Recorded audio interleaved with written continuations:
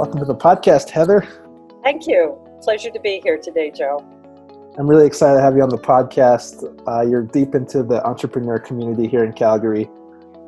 You're also a president of a company yourself, and I'm sure you have tons of great insights into business and entrepreneurship. But before we get into all that good stuff, how about you give us a little backstory of who Heather is and what you're up to? Well, I took engineering at school. I was the only woman in the entire class back over 40 years ago. But it was an interesting time. I got offered work in Alberta in the oil and gas industry, and even had a raise before I started my first job. In fact, before I accepted the job, they gave me a raise. Times have certainly changed since then, and we've seen lots of ups and downs. And it's, I think, a really exciting time for people now to explore new opportunities. I went on and got my MBA because that was the dream all along. I wanted to have my own business, go into entrepreneurship, but found myself chasing some other paths down academia, where I secured a bunch of grants for researchers, and then went to work for a large international oil and gas company where I headed up their R&D group and got to meet a whole bunch of entrepreneurs with technologies but no solutions, and then became manager of innovation at a tiny company where I ended up with way more time to learn about telling your story as an entrepreneur to an executive in a company, or maybe I should say how not to do it.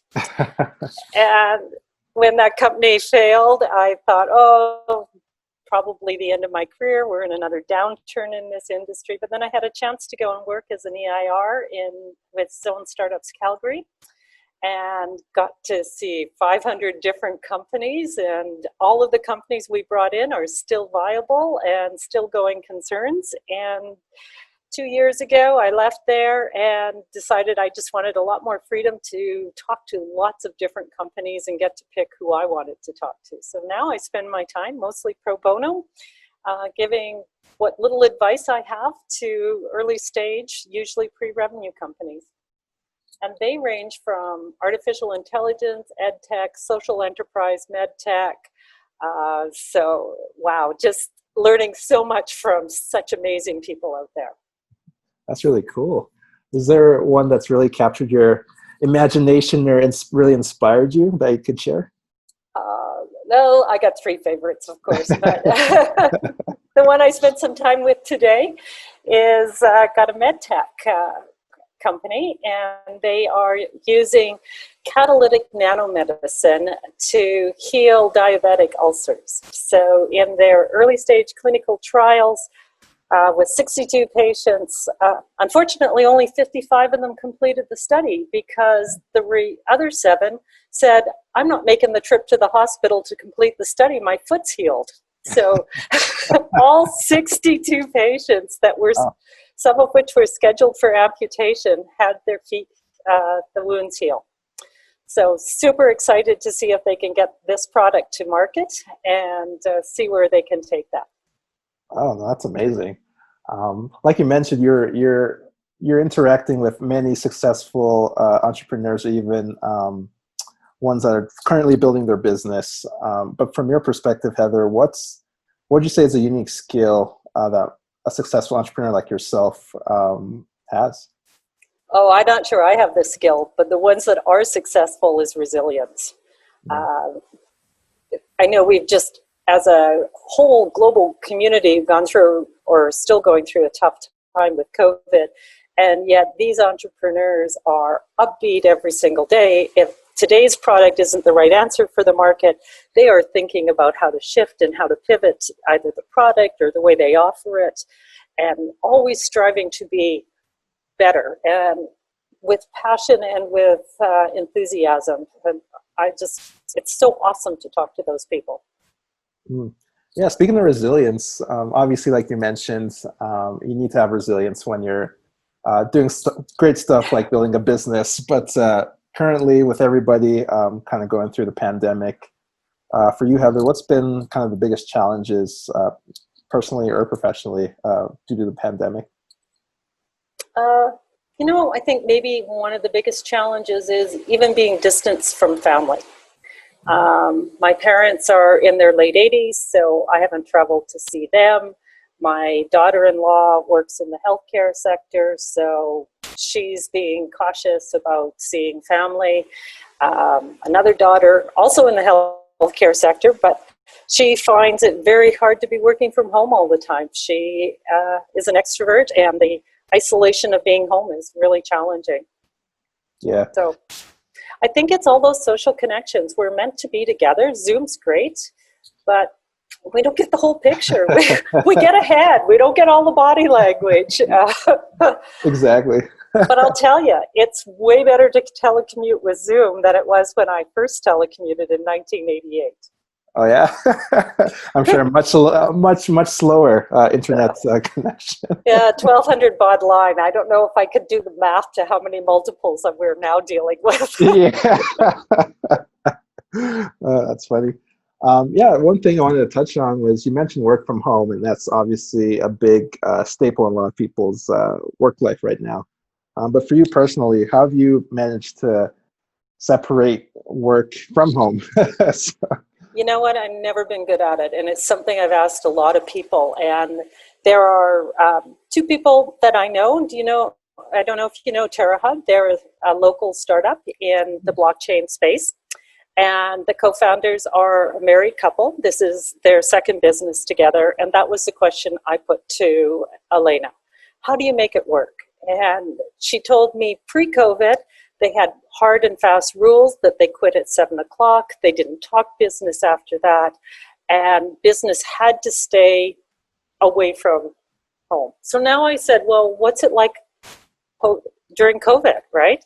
You're not going to an office. She says, well, we've designated 2 spaces for work. We try and stick to the rule. At 7 o'clock, we join hands and we walk over to our pantry to decide what we're having for dinner. So you really have to make that conscious effort. And I think it's super important to play hard and work hard. Not that easy to do, but you do need to take time for yourself, because sometimes it's those moments that you have that pivotal thought, that inspiration. It's not always sitting in front of the computer screen or working through the challenge. It's sometimes letting your mind work on it subconsciously. absolutely. No, I love that. Sometimes the best places to get inspiration is just going for a walk and getting your mind off things. And that's usually when you're like, oh yeah, that's a good idea. Well, it's why they talk about cross-fertilization of ideas. The universities really worked at it because they know that when you bring different disciplines together, really cool things happen. For example, stem cells. The medical profession understood about it, but they couldn't get them to grow until they met a chemical engineer who understood reactor design. Yeah, that makes sense. One question I did want to ask you, Heather, obviously you've, again, interacted with many entrepreneurs, but for you personally, what's kind of been the biggest resource of help that's really helped you along your way and your path? It's other people. It's really, when I guess I got really fortunate. I stood out, of course, as the only female engineer.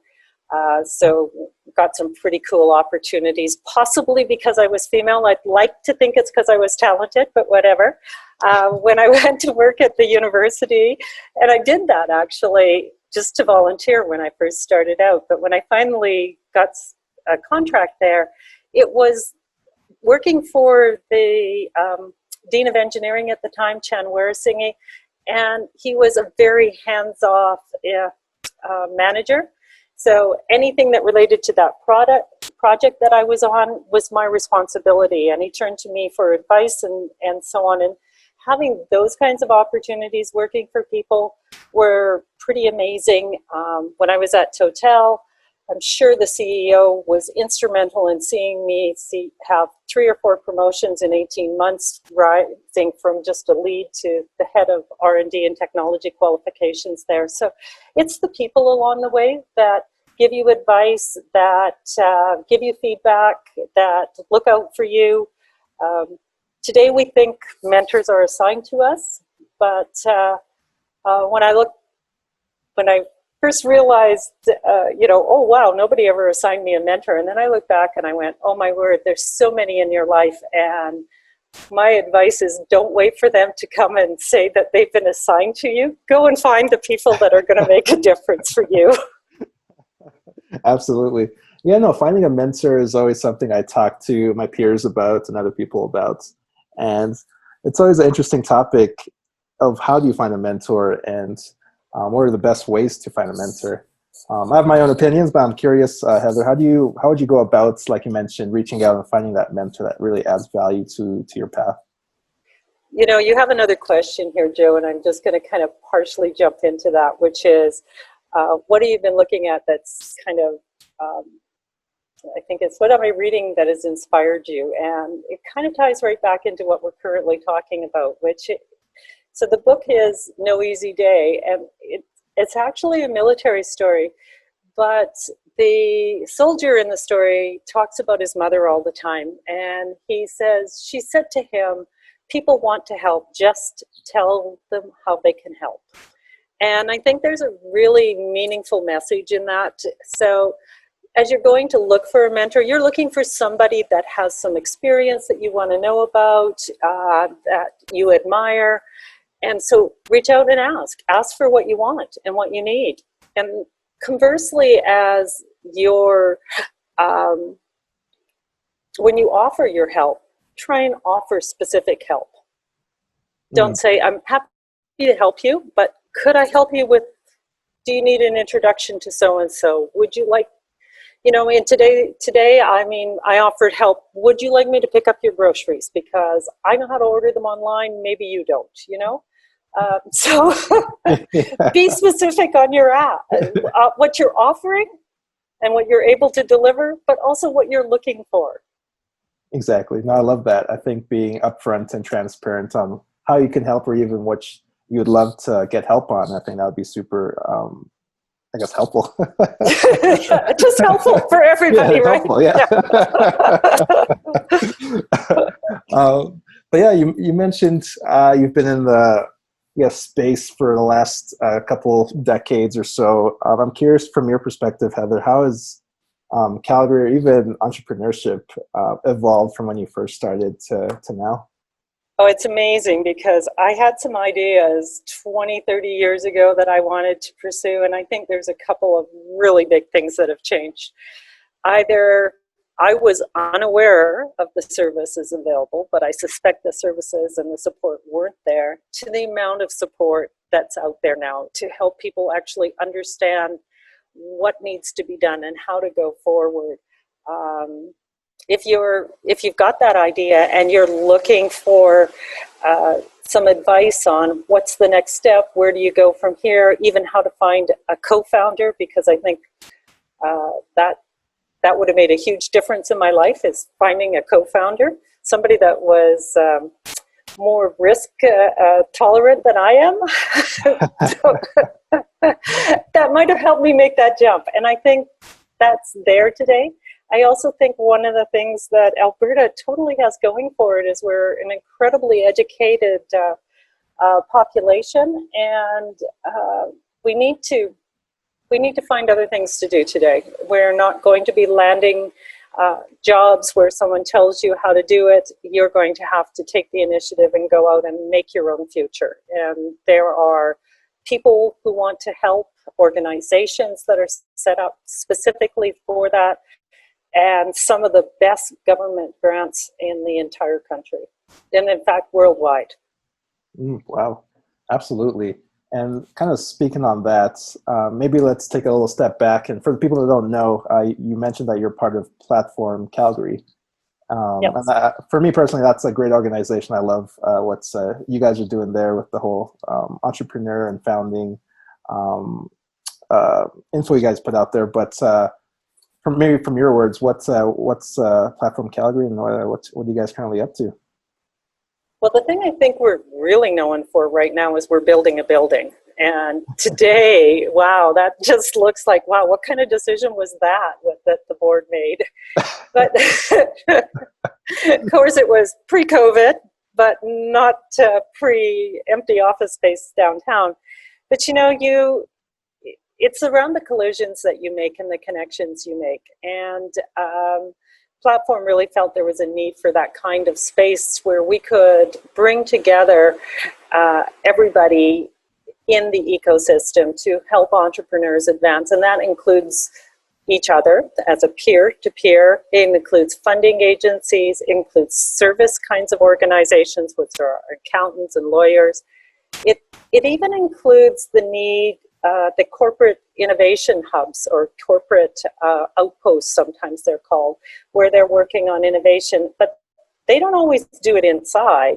They might be just framing what the problem is and looking outward to founders. So I think those are, I see Platform working all the way from the very early idea stage companies, then as they launch and as they grow and then they scale. But they're also working from the top down with the corporations for them to understand how to source innovation, either internally or externally. And then they want to bring in that whole funding component because, of course, we need money to make these things realities. So it's a pretty exciting time for us. Terry Rock calls it the hub of hubs. I'm not sure I quite understand what that means some days, but it's there somewhere. Yeah, but there's a lot of it's the connectivity that we need to have between all of these kinds of organizations that are out there. Absolutely. Yeah, I remember, I guess pre-COVID, I remember going to a few of your guys' events, and yeah, the people involved are all amazing people, and I think anything to do, I guess, people listening or even myself, anything we can do to push forward the organization and the mission, I think that's a really great thing for Calgary and Alberta in general. Well, I think what everybody can do is check out Platform, and when they need something, ask for it, because I think there's a commitment to helping you find it. Absolutely. That's awesome. Just want to quickly switch gears. I'm curious to know what you're curious about, Heather. It could be personally, it could be professionally, but what's kind of been on your mind lately and something that you're trying to wrap your head around? So one of the things that's really interested me for a very long time is the future of education. So back in about 2003, I told some of the C-suite at the University of Calgary that buildings were going to disappear and we were going to have virtual classrooms. Well, they laughed at me. I think they got about 48 hours to stand up virtual classrooms this year. So they finally got themselves there. But it's the entire future of education, and where is that going to go? And I was really fortunate to be invited to be part of a global discussion pre-COVID, and it was absolutely fascinating for it to take place post-COVID, because the planning had happened prior to COVID, talking about where education needs to go.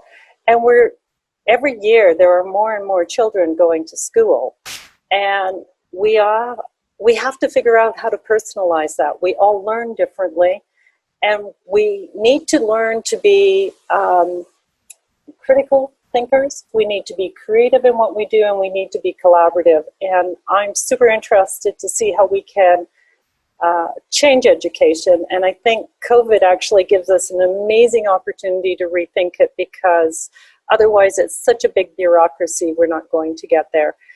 This isn't about learning to skills or facts anymore. Those are in our pockets. Kids from very early grades are carrying around a supercomputer, and they don't need to know how to multiply. They need to know why you would multiply. Yeah, I love that. I think more on problem solving and understanding the concepts rather than the actual memorizing. And I think that's fascinating. Do you think, I know nobody's really Nostradamus, but do you think how education is being delivered today during COVID is going to persist after COVID?